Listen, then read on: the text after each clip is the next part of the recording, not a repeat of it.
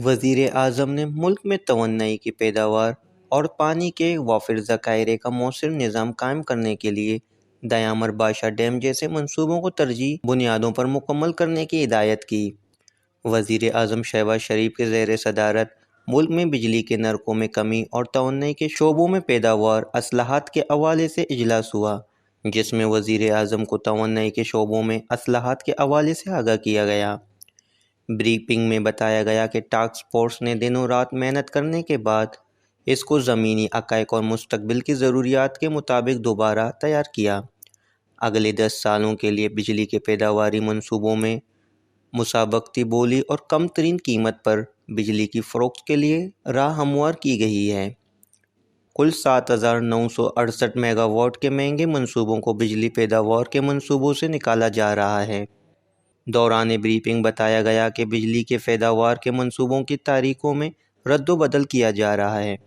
مہنگے منصوبوں کو پلان سے نکالنے کے لیے اور منصوبوں کی تکمیل کی تاریخوں میں رد و بدل سے مجموعی طور پر 17 ارب ڈالر کی بچت ہوگی۔ بریفنگ میں کہا گیا کہ بجلی کے پیداوار کے لیے مقامی ذخائر اور شمسی، نیوکلیئر اور پن بجلی جیسے متبادل ذخائر اور درآمدی ایندھن پر ترجیح دی جائے گی۔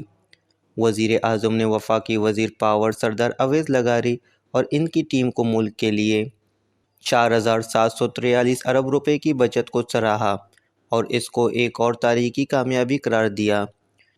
انہوں نے کہا کہ بجلی کے نرخوں میں حالیہ تقریباً 7.5 روپے کی کمی کے بعد حکومت پاکستان عوام کی مزید سہولت کے لیے شعبہ توانائی میں پیداوار اصلاحات کے لیے ایک مؤثر حکمت عملی پر عمل پیرا ہے۔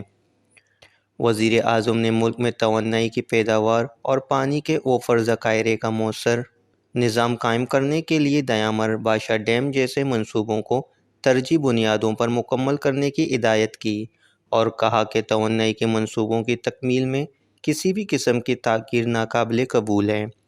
ملک میں عنقریب بجلی کی پیداوار کے لیے پری مارکیٹ قائم کی جائے گی۔